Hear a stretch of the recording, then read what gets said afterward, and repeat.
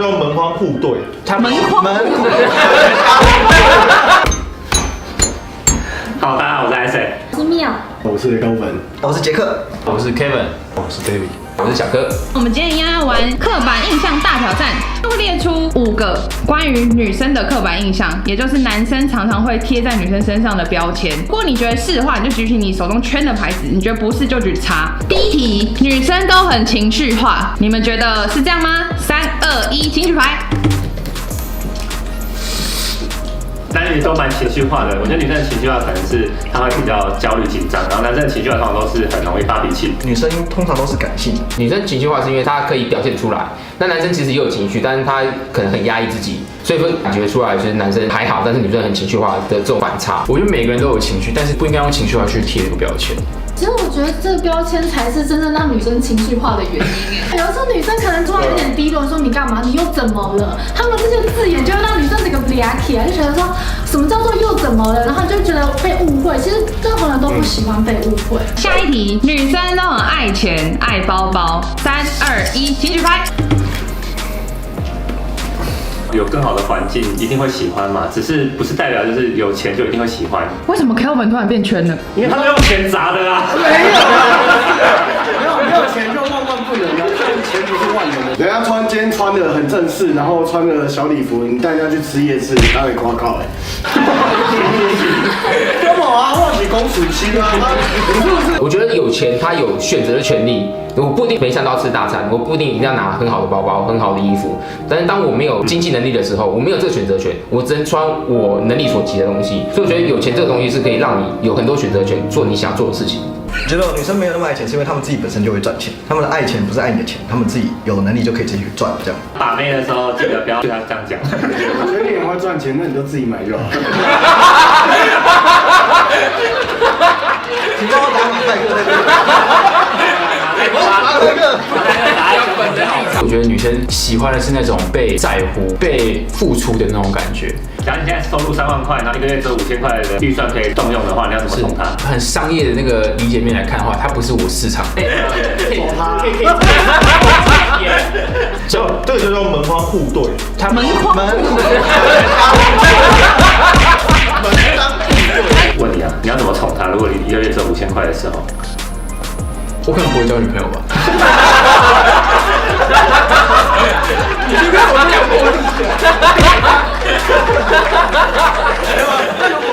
我相信女生本质其实是不爱钱，然后她们拿一些包包，拿一些就是被这样子照顾，其实是蛮空虚。当然是有钱才要生活，就是有钱才能决定一切。但是那个不只限于女生，男生也是。我们是不贴标签的，对，我们是不是新好男人？其实有听过一些交不到女朋友的男生说啊，女生不喜欢我，就是因为他只是看男人口袋深度，他们只喜欢那些可以给你刷信用卡、可以给你买包的男生。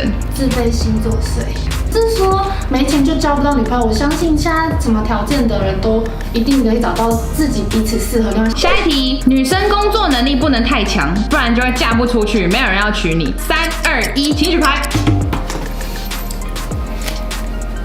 只有一个古代人举圈，可怜。就像刚刚的 David 讲的，门框互对吧，那可能就很难相处下去。所以你觉得男生会自卑吗？会觉得比不上工作能力强的女性？会，我觉得会。你像这样好可怜，好，我改圈好了，我帮你。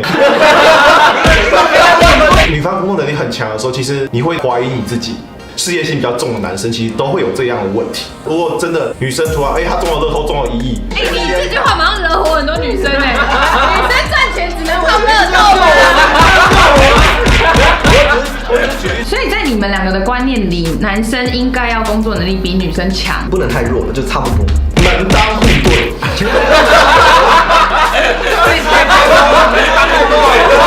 每个人都有他的样貌在啊，所以比较重视的是他的笑容还是很在，他的眼神还有没有凝视在你身上。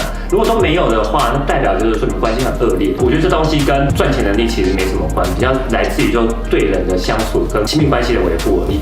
工作能力各方各面的能力强是好事啊，这样最起码事情的时候大家可以互相啊。工作能力好反而是一种会欣赏的一个点。大家收入都为这个家庭的话，那我觉得是会给这个家庭带来更好的一个后续效果。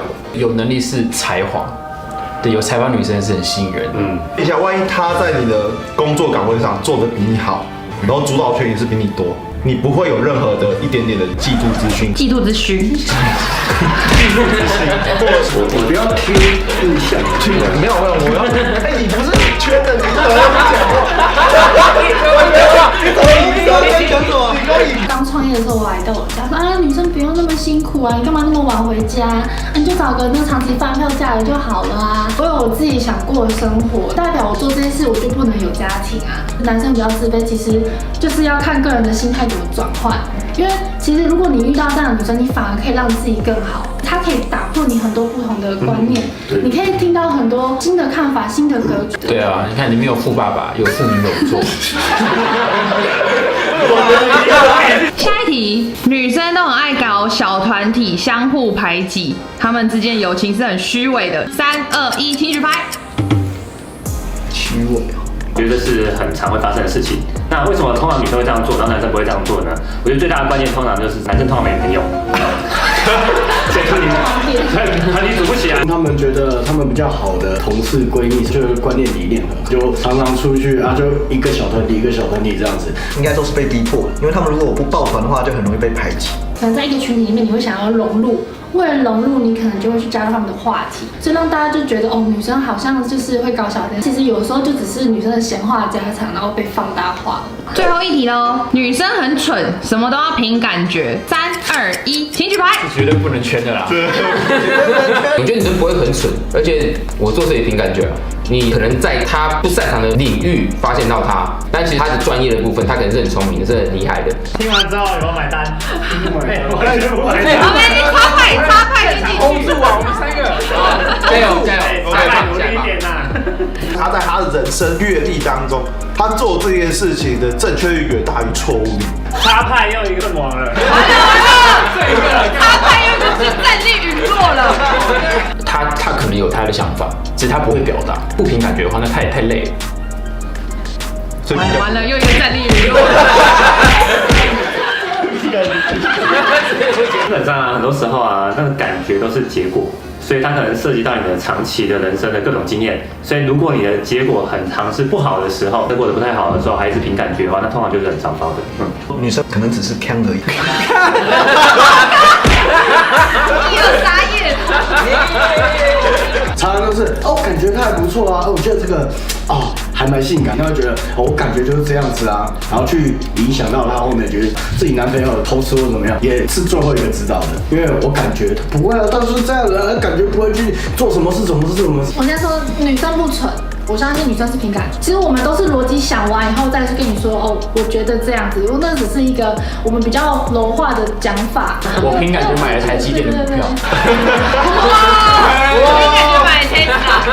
那我们已经分享完今天5个对女生的刻板印象，然后大家也很好的讲了男女生会有的不同看法，成功把标签撕开。那我们今天影片到这边，喜欢这支影片的话，可以按赞、订阅跟分享。然后还想要看更多刻板印象的挑战，或你对刻板印象有任何的想法的话，都欢迎在留言在下面给我们。OK， 我们下次见，拜拜。拜。